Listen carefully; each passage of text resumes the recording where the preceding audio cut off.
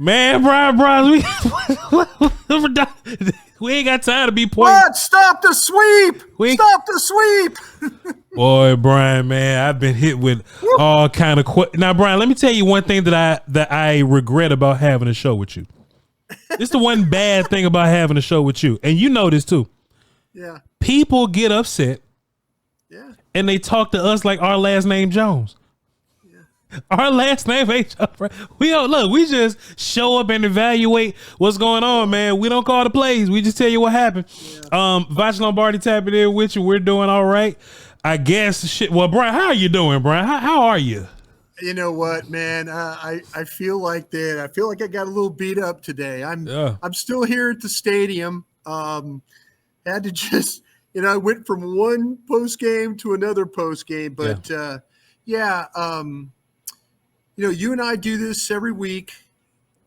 Didn't expect that. Didn't expect. I'm curious what the Saints saw that made them feel like that we could play the perimeter run game. That we could say, okay, where are the Cowboys? Why do we need to attack the perimeter here? Sure. And so that was something I really, really didn't expect. I saw some of the stuff with the Carolina, with the way they ran the ball, but man, just to sit there and run an old-fashioned kind of toss sweep, and you have really no answer for that, I thought was pretty impressive today. Outside zone, buck sweep, pin and pull, Bryan. Boy, they got us real good with those. And Arizona got you on that pin and pull too, didn't they? They sure did. But Bryan, let me ask you this, man, because I feel like that's what this old team was about, right? I feel like the old team were the ones that would fall victim to the buck sweep, pin and pull, outside zone, whatever, the case may be. The outside run. Is it the players? Is it, I can't sit up here and act like it's, like we got totally different people on the field, but it looked exactly like Green Bay.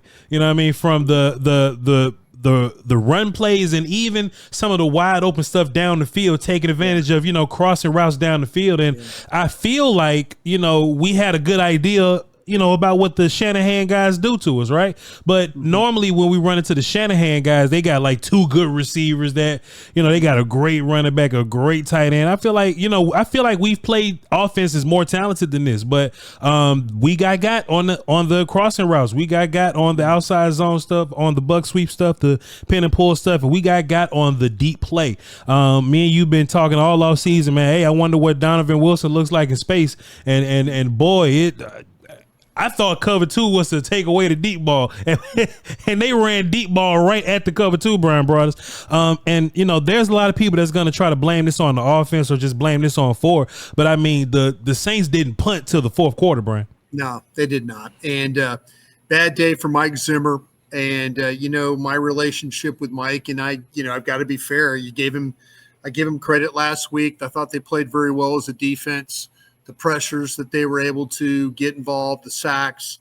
It's a different ball game this week. Yeah. He didn't have his A game. And when you go back and we're going to watch this on Monday, and we're going to try and figure it out. We're going to try and figure out. You talk about the pin and pulls. You talk about the buck sweeps. You talk about the deep balls. Talk about the separation by the Saints receivers on crossing routes. Did they feel like that maybe running routes behind the safeties, in front of the safeties, behind the linebackers? There was a lot of separation. This kid, this I call him a kid. Yeah.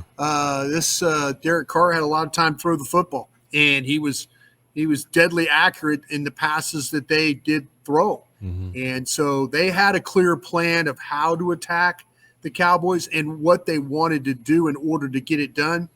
I don't think that the Cowboys matched the physical nature of the Saints. We kind of had a lot of questions about the Saints offensive line. Yeah. Were they going to be good enough? Was Penning and Ruiz and, we knew that McCoy, the center, was good. And then there was questions about Fuaga and his back.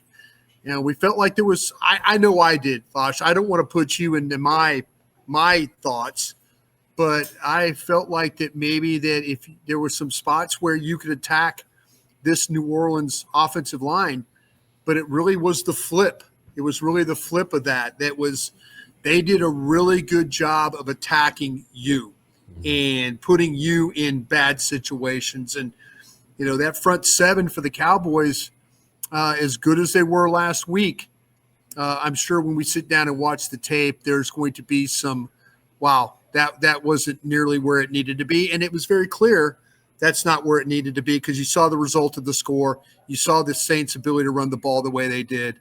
There was a lot of bad that went on today on that defensive side of the ball. Man, Brian, I can't call it, man, but, me and you will watch some film and, we'll watch, San Fran or something, and we'll be like, hey, Trent Williams is good, but this kid, J.D. McKivitz ain't good at all. And they'll come out there and beat the hell out of us, Brian. Hey, this Carolina, run game may not do, and they'll come out there and run against us, Brian. And I don't think we're wrong about our evaluation. Trevor Penning wasn't good. Nick Ruiz wasn't good, but it just I don't know if it's just teams give us their best shot and we just don't hit them back with ours or something like that. But it's weird, man. But just me looking at it, we just looked old school. We didn't look fast, and we didn't look fast as we looked last week. And we just didn't look physical at all. I think, your edges and your tackles kind of got moved around a little bit today. Linval Joseph, the heaviest man in the room, I saw him on the ground a bunch. Phillips. And Brian, when we watched Phillips just last year, we thought that Phillips was a more active player, more powerful player, more physical player. Phillips got pushed around a little bit. I saw Mizey get moved around a little bit, and it's maybe unfair to just point out one guy and be like, hey, this one guy didn't do great. But as a collective, one guy didn't just stand out enough to fix everybody's woes. So whether it be coverage or whether it be in the run game tackling, everybody kind of got a piece of it, Brian. But hey, it's only so many ways we can say the defense played horribly. I don't think this is something that's going to carry over. But boy, you got a tough team coming in here next week that's going to do some of that same stuff that just happened to you, Brian. Yeah, you have a team that's playing next week that's 0-2, and I'm one of the big believers in the desperate team theory. Oh yeah, yeah. This is a desperate team that's coming in. They go down 0-3. Boy. Oof. And they've got a lot of questions that they have to answer, too. If you look at the situation that they're in, they let the Raiders come all the way across the country on an early game. They had extra days of rest after playing a Thursday night game, a tough Thursday night game. Everything was pointing to the Ravens, having a really good day. And, boy, to let the Raiders come in there and get a victory. And now, you're going to get a desperate team. But, this one. For the Cowboys, they're games that I always enjoy. I enjoy watching all games on tape. Yeah. I do. I feel like I learned something. Tomorrow, bright and early, is going to be especially interesting to me because I want to see why. I want to do the autopsy of why. And, I want to do the autopsy of why on offense, why red zone problems, why lack of a running game. And let's be honest, I don't think the running game was going to be a factor today because of how fast you got behind and how you were chasing this. I know you had to do it so you just didn't get Dak killed, but, man, the Saints front seven looked better than your front seven on defense. They got after you, but the lead helped. The fact that their offense was just unstoppable. Their play caller did a great job of, when it came down to maybe you blitz and all of a sudden, here we go, we're going to throw a screen, and now you've got nobody there to defend it. Man, it was very reminiscent of Green Bay, of just the amount of bust that they had. And I've gone on record and said that, hey, Mike Zimmer will be more buttoned up. They won't let things happen. This thing will be buttoned up. They're not going to give up huge plays. They're not going to get balls over the top. They're not going to have separation. They're going to be better coached. And today it was far from any of that I really do believe that we saw even in week one. Brian, it's strange when I caught myself thinking about this. We're just talking about the offense here, right? Yeah. And if we had to pick which side of the football gave us the L today, it wouldn't be offense. Like the Saints offense did something ridiculous to our defense today, right? Yeah. But I walked away from this thing looking the Cowboys offense, just looking at them. Sure. I don't think we're getting the full squeeze out of play calling, Brian.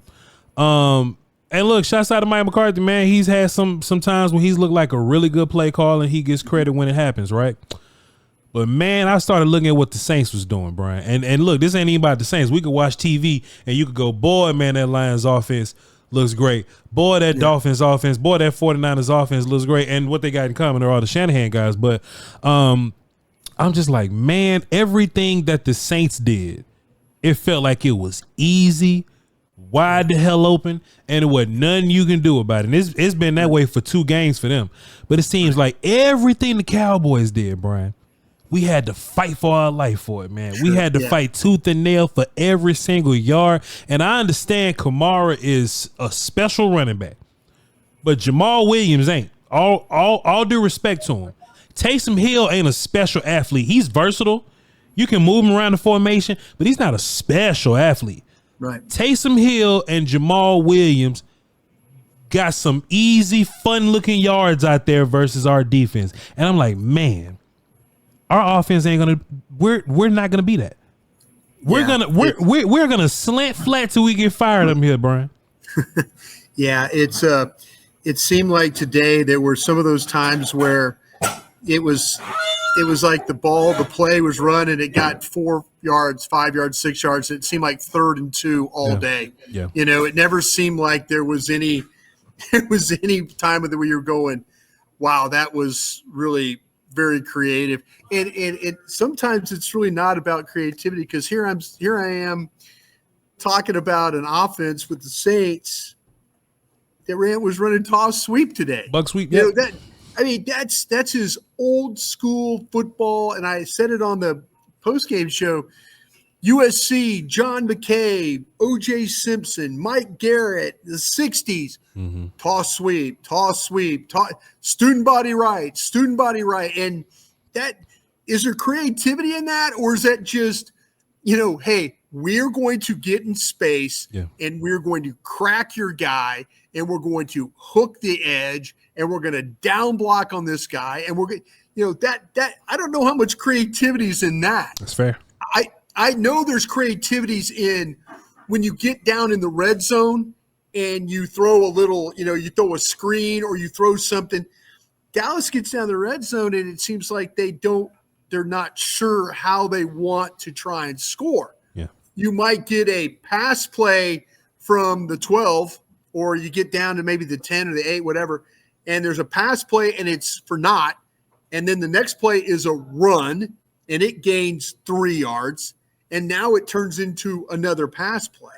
And you're like, but there's no real rhyme or reason to it. And that's where I think the creativity can come in, you know, with how teams play. And I felt like the Saints had a really good plan down in the red zone. I mean, seriously, handing the ball to Kamara for a 12-yard run for a touchdown, or handing it for a 7-yard run that's just coming off the ball from the 7-yard line and running it in from the 12 and running it in. Yeah.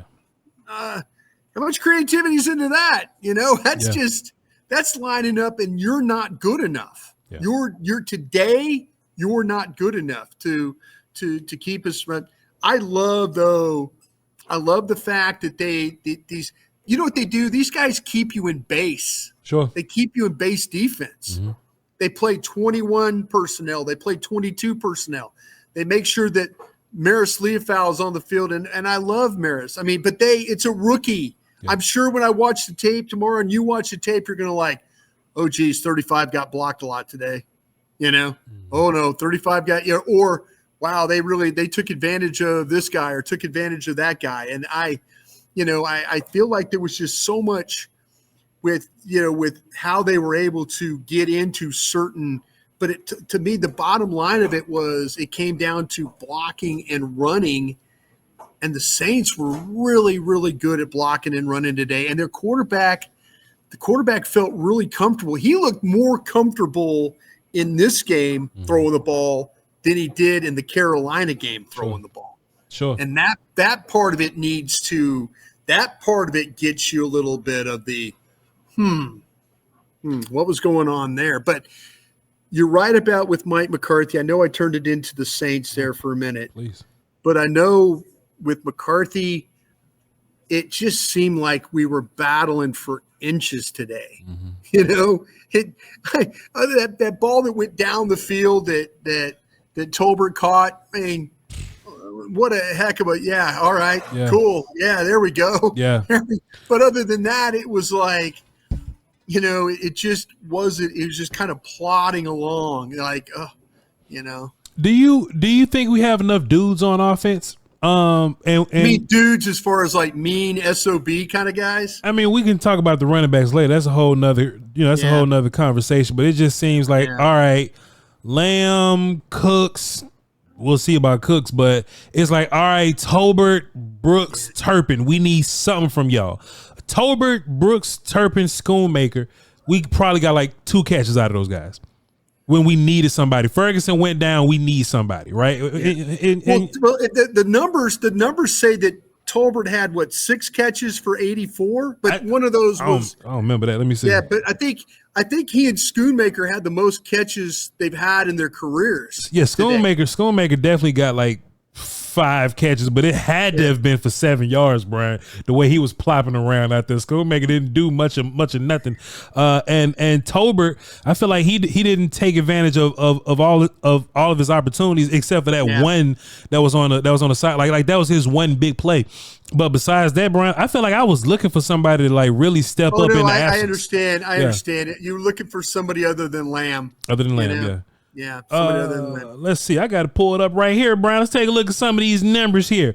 So CeeDee Lamb was 4 for 90. Jalen Tolbert was 6 for 82, Brian. I guess when you're losing, you don't notice none of this. Yeah, but one of them was 50-something yards, right? 57 yards or something like that? Or maybe that was a screen that the Saints threw that went from 57 yards. I must have walked out of halftime, Brian, because I feel like I was watching Tolbert flop around out there. I feel like when Jalen Brooks fell down, and that landed to the Dak Prescott pick, and Jalen Tolbert's early drop or something like that. I was sick of both of them, Brian. They both could leave. I left. I was getting ready to do the halftime show, and Dallas is kind of driving the ball, and Dak rips that one, and they were coming down towards us, and I was in the radio booth. Yeah.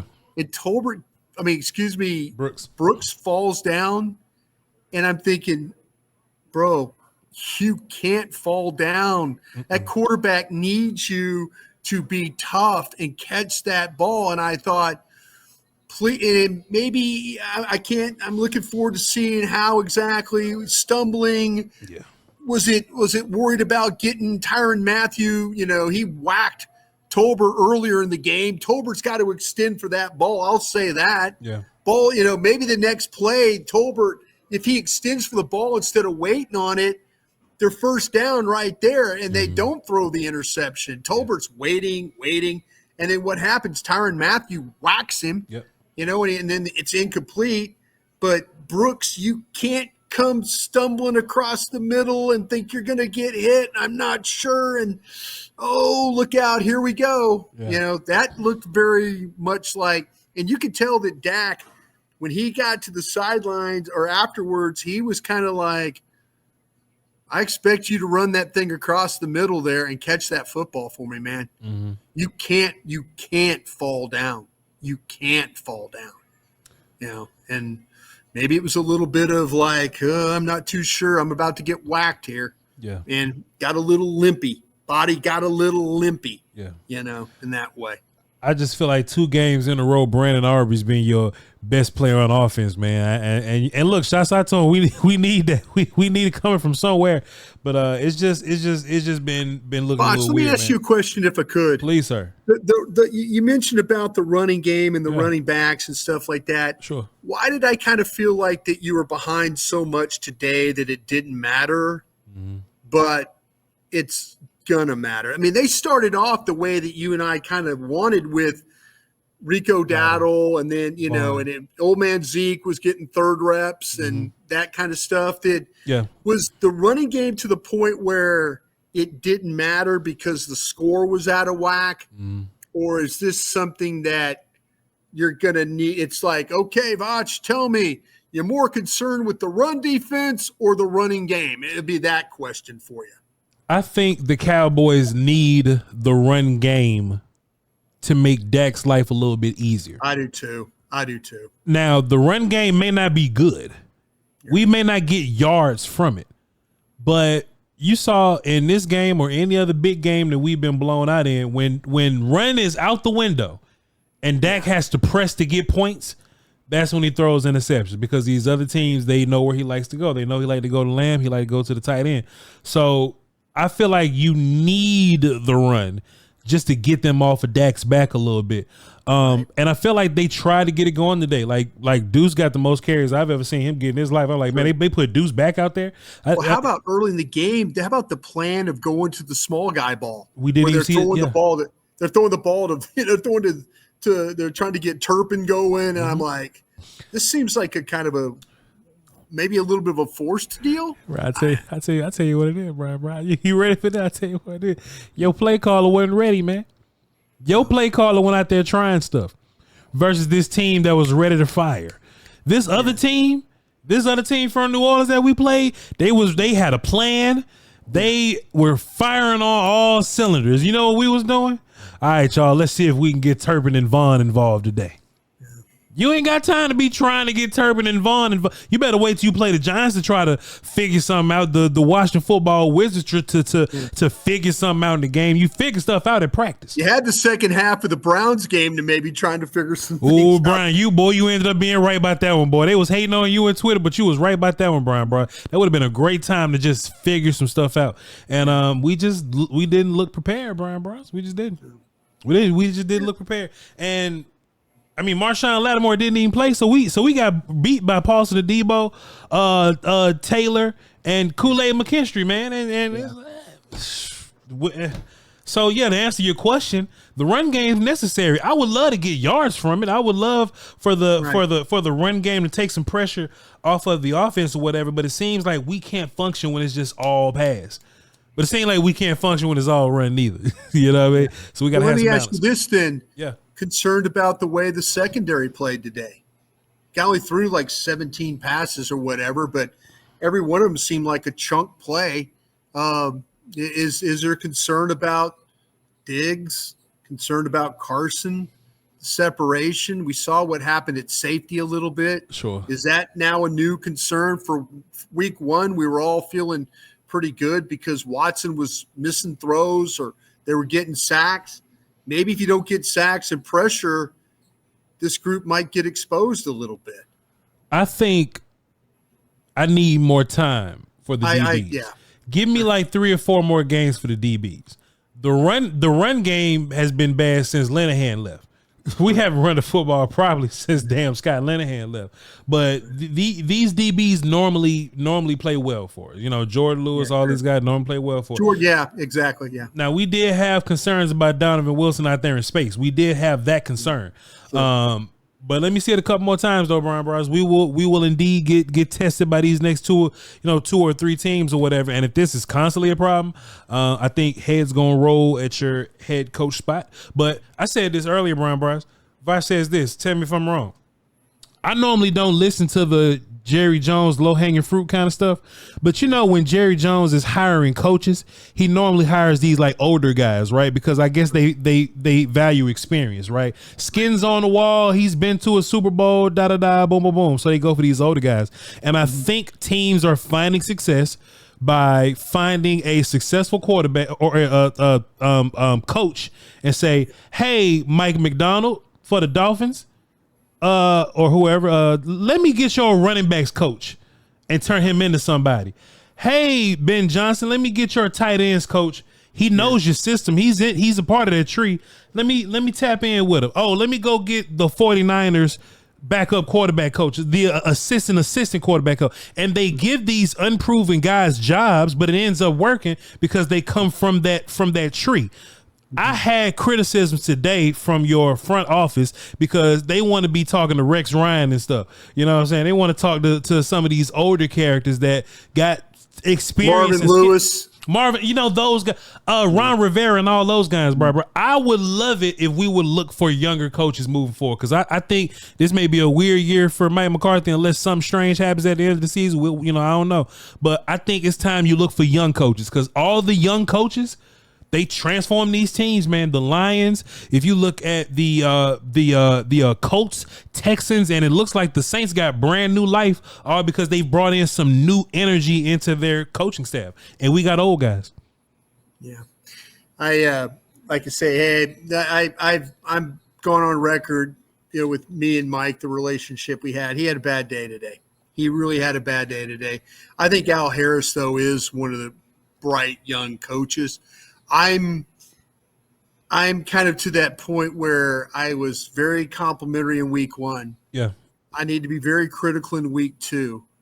I need to figure out how to be better in week 3. Yeah. And I need to figure out, like, okay, what are the possibilities? What were the things that happened in this game that the Ravens can take advantage of? Mm-hmm. They got a running quarterback. They got a physical back. They've got a big offensive line. Are they going to lean on you? What are they going to do? How are you going to be ready for that? If you and I are talking this time next week and it's the same thing, then I'm going to say, okay, well, these are the concerns that we had going forward, and these are going to be truths of this football team. It's not ever since the old word small sample size. I just think, like, you get to the 3rd week, the 4th week. How long did it take the Cowboys last year on offense before they said, we can't do this anymore? 7. Yeah. See, I have a feeling it's going to have to be quicker than that. 100%. 100%. I think it's going to have to be, because you're not going to be able to take a breath against some of these teams. Some of these teams will try and wear you out running the football if you're not good enough, and if you're not winning, Dallas looks like, to me, a very front-running team right now. They look like very much a front-running team, and I think Zach Wolchuk, he took some heat for bringing this up in the post. Like, hey, there's things that are looking very similar to what was happening last year. Sure. When you get a team that gets physical with you, that hits you in the mouth. Are you able to respond? How do you take all this? And I had to sit there and think about it. And I'm thinking, he's not wrong in some of these, but you're trying to think, okay, this is a new year, new coaches, new players in some spots, but if 2-3 weeks down the road that they haven't figured out how to play run defense, and I thought they were going to play better run defense just because of the linebackers. Sure. Just because the linebackers' ability. And I guarantee you tomorrow when I watch that tape, those linebackers probably didn't play pretty well. They probably didn't. And neither did the defensive line, and neither did the safeties, and neither did, But this was a team win today, though. Defense looked really bad, but offense has got to be better too. Got to be better up front the way they were. One last thing, Brian. Do you think this is a game where we should have thought about putting Parsons at linebacker? Because there was a many times where Parsons was at the end of the line one way, and they'll sweep the opposite way. So that's a lot of distance for him to cover. And I feel like even if he's not your best linebacker, he's at least the fastest dude on the field. So if he's in the middle of the formation and you're running outside plays, at least he has a better chance of getting to it from linebacker than backside in. Right.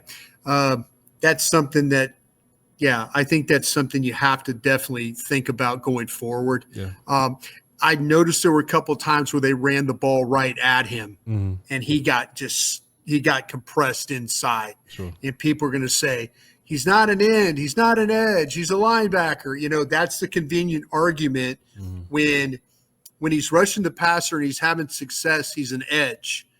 When they're getting crushed in the run game and he's playing edge, people will say he's a linebacker.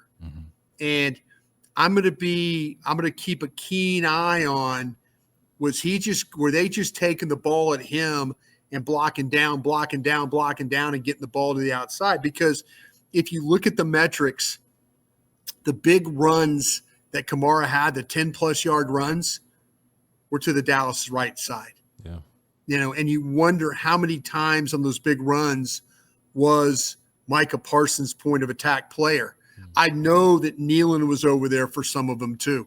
I saw 94 get knocked down inside a couple of times too. Yeah. But I think everything that you want to talk about with Micah Parsons should be on the table. Sure. I think it absolutely should be. If you know, more off-ball linebacker to maybe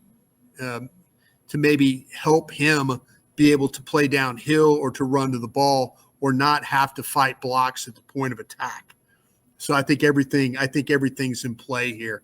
But I guarantee you, we're gonna watch this tomorrow, and there's gonna be a few times where he got crushed playing as that edge. Yeah. You know, and I, to be honest with you, Fuaga just got into him. Fuaga, we know coming out of college, was a really good run blocker. Yeah. You know, and maybe him, Foster Moreau, crack down wide receiver dudes. Maybe everyone got a shot at him today, and they've got to figure out how to play that better.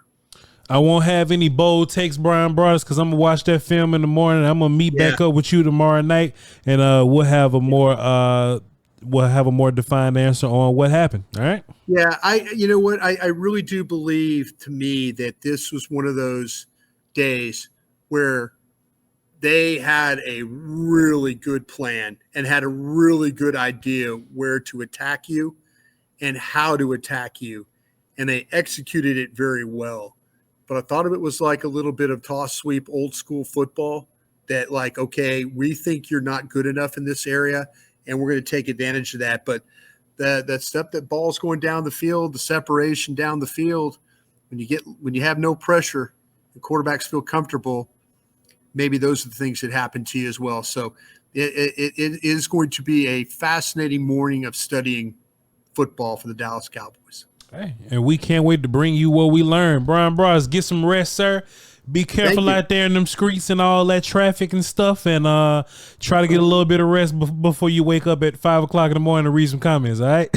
Yeah. I ain't reading any comments, man. I'm staying out of the comment world. I've done, but if you're a fan and if you want to go at me and say, if it makes you feel better, hey, by all means, fire away. I'm here to be your punching bag. If you don't like what we're saying or whatever, and you want to blame me, that's fine. We'll take it all day long. But we'll study this, and we'll be back tomorrow night talking about this. What are you looking for, man? I'm looking for my knife, because I ain't finna be nobody punching bag around here, Bryan Broaddus. You lucky I ain't got my. Hey, man, I know you got my back.